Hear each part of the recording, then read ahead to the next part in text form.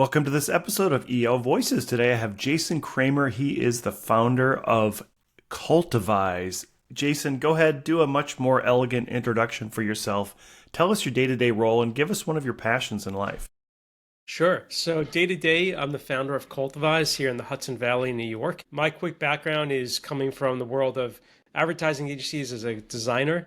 I'm morphing into data and people like, how did that happen? But we could talk about that a little bit. My day to day is really helping businesses understand the inefficiencies that are happening, whether it be on the side of sales, the side of marketing, and bridging the gap between all the data they have to be able to make important decisions more impactful for their business.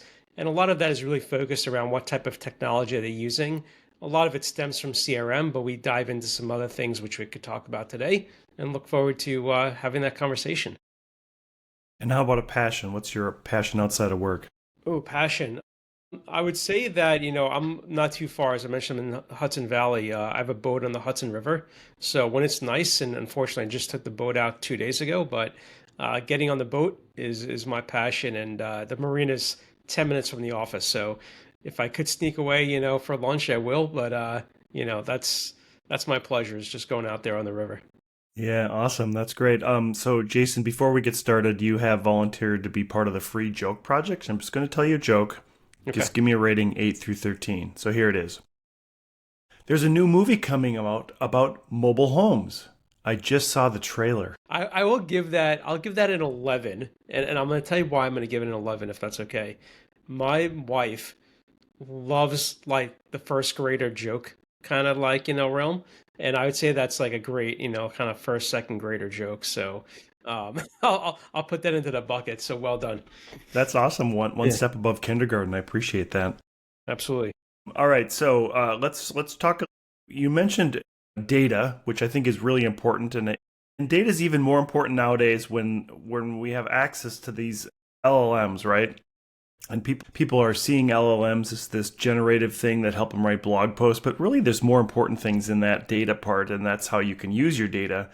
But if you don't if you don't collect your data to start with, right, you're way behind, and I think a lot of people don't understand that part of it. So give us a 10,000 foot view of where you're coming from in terms of data, collecting data, CRMs, and some of the other processes that you're in. So let me start off by two things that really led me into the world of CRM. First being that nearly, and this isn't something I made up, Harvard Business Review years ago did a study to really evaluate. We were talking before we started the pre-call about HubSpot, and there's thousands of CRMs, and we're a HubSpot partner amongst other partners. And the review was basically evaluating like, why do CRMs fail, right? They're amazing technologies, but what's the culprit? And what they found out was that nearly 70% of businesses will fail at implementing their CRM because they don't know what they're doing. Same reason you're bringing a car to a mechanic, to get the engine looked at or to get the engine fixed. You're not a mechanic, right? And try to figure it out on your own. You may eventually get there. You probably won't do it the right way, and it's going to cost you a lot of time and money. And so that was one catapult for me to say, well, that's something that I understand, and I can help people understand, what's wrong with their CRM or which CRM they need. And the other thing that really led me to this was another amazing study that looked at to see, well, how do CRMs affect business, right? It's hard to put a tangible idea behind that sometimes. And what they found was that it will, and this again, going back to what you said about data, right? This is only going to work if you have good data and people putting in that data.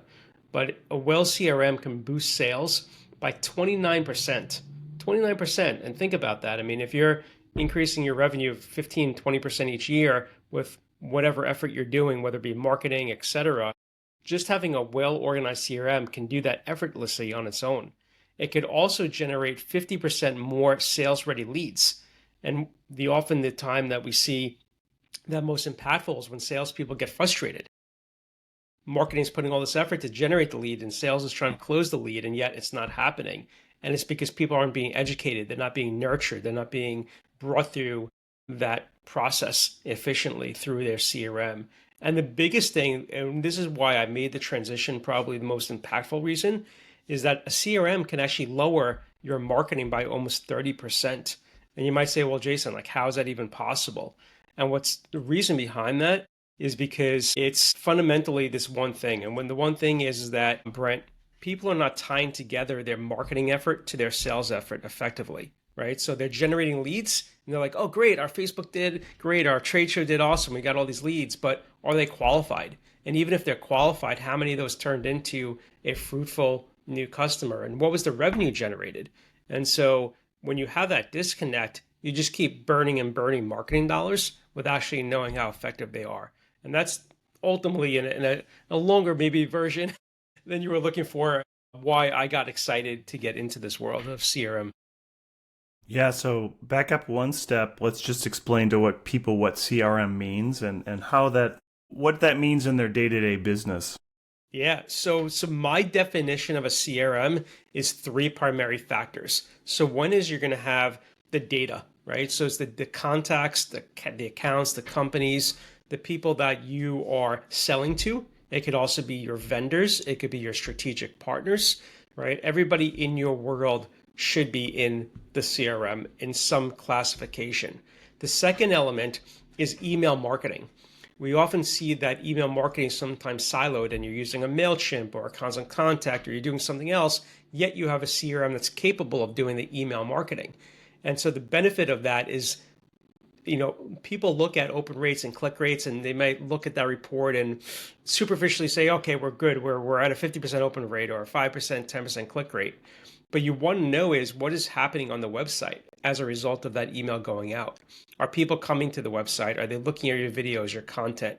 And having your email funnel through your CRM is a huge uptick for the sales team because now the sales team has access to the data of the email engagement.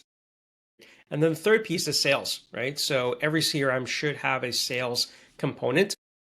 Think of it as a visual sales funnel or a dashboard to see where all your deals are at, what stage they're at, conversion rates, and again, tying that what I said before, all that sales data back to the marketing data. So that's what a CRM should be. Now, there are many companies out there that say they're a CRM, but they're really a project management software. So, look for those three things if you don't already have a CRM to find out if it's a good fit for you guys. And is there, I mean, I think every business should have some sort of CRM. And you Mhm. mentioned HubSpot, and HubSpot is free, right? You could use their CRM portion for free, and they make their money by bolting on all the other tools that you Sure. can use. But Yeah. everyone should have a CRM. There's no reason why you shouldn't, right? Absolutely. I mean, in fact, I built something about a year ago. It's actually using interconnected Google spreadsheets. It's called Profit Path. I'll talk more about where to find that later on. But what I found is that there's some people that are just, either hesitant or nervous. And even if it's free, the idea of software to them is overwhelming, right? Because they're going from, notepads or a simple spreadsheet to something that's more elaborate. And so this tool that I built is just interconnected spreadsheets that they're familiar with, but built in a more robust way that provides reporting and actionable data. So yes, I agree, but I will say at the same breath, Brent, it's amazing how many companies we start working with that have been in business for decades that don't have any CRM and everything's still on paper. And there's paper contracts, there's folders, little folders, right, and filing cabinets of information. So it's quite amazing how many still are behind the eight ball in getting up to speed with the technology that's available. A lot of businesses at scale would have something like NetSuite as their maybe financial management and some warehouse management.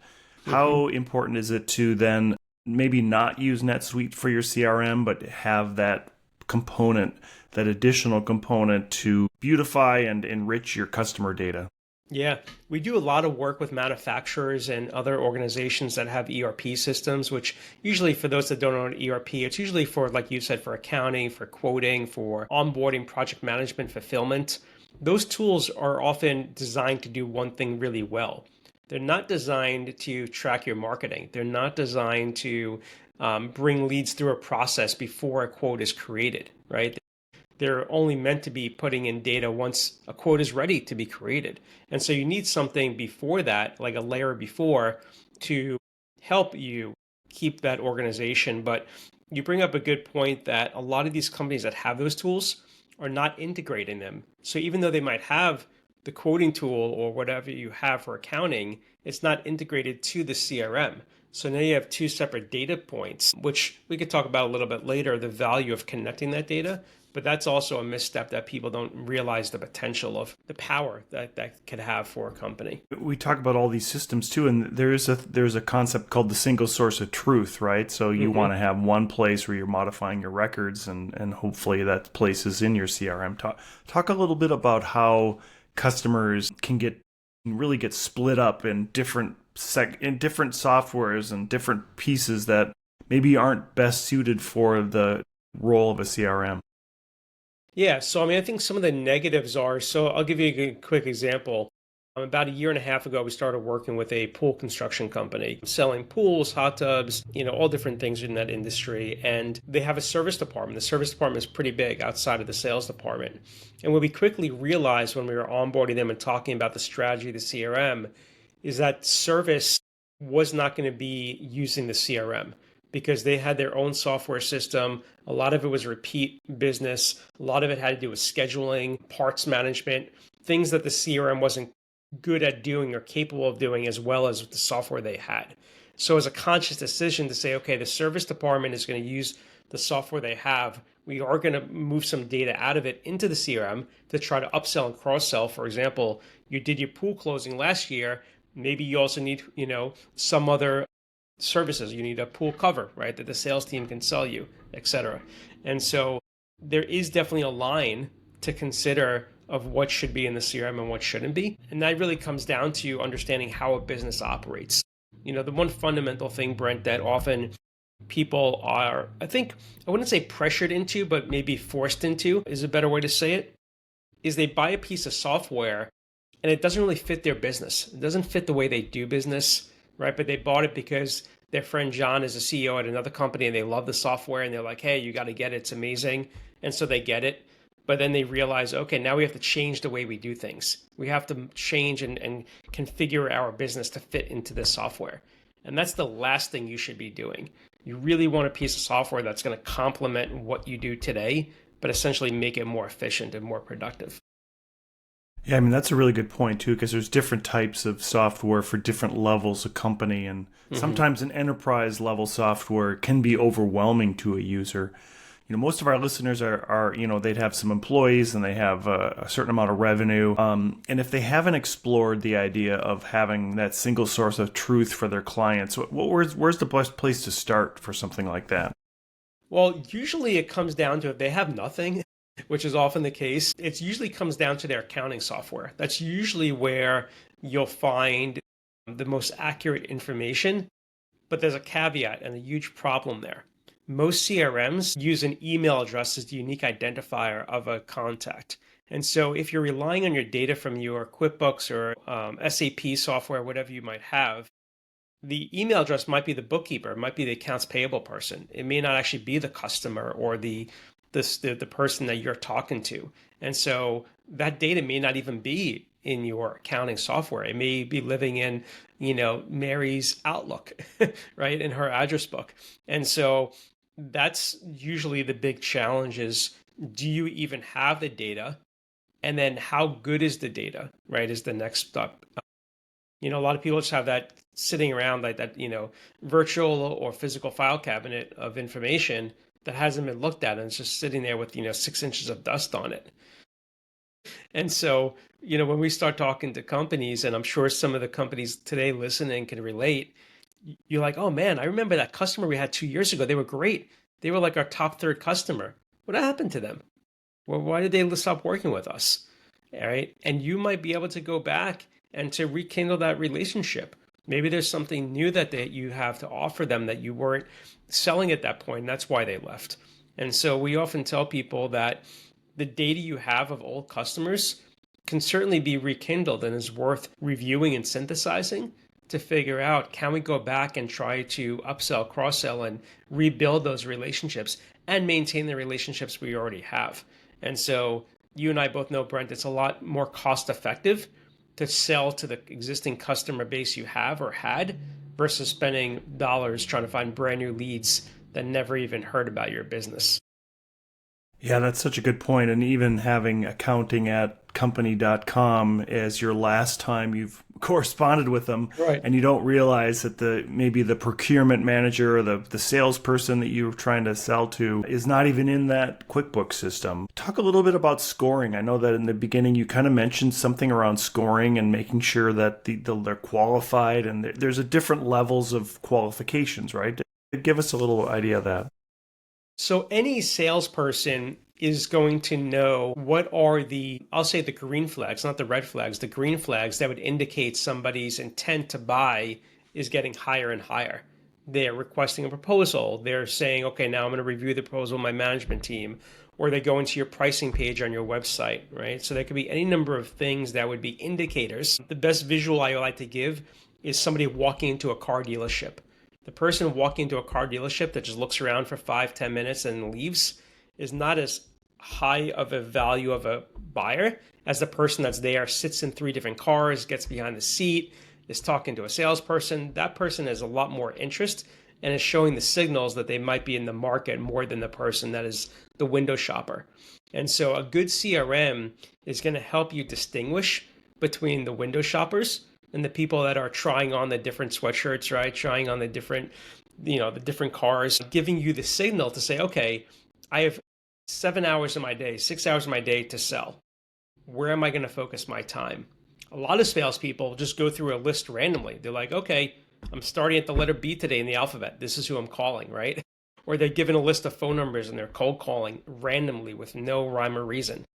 A good CRM is going to say, here are the people that are most likely to pick up the phone, most likely to respond to your email, most likely in that buying mode where they're ready to make a decision.